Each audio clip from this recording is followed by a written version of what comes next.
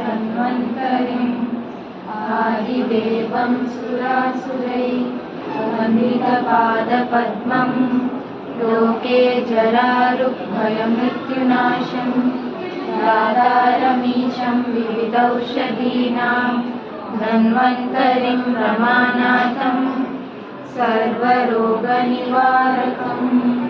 आयुर्वेदप्रवक्तारं वन्दे पीयूषदायकम् सर्वे जनाः सुखिनो भवन्तु सर्वे सन्तु निरामयाः।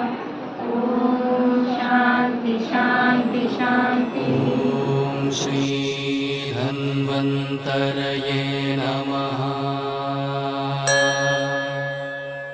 ॐ श्री धन्वन्तरये नमः। ॐ श्री धन्वन्तरये नमः। ॐ श्री धन्वन्तरये नमः।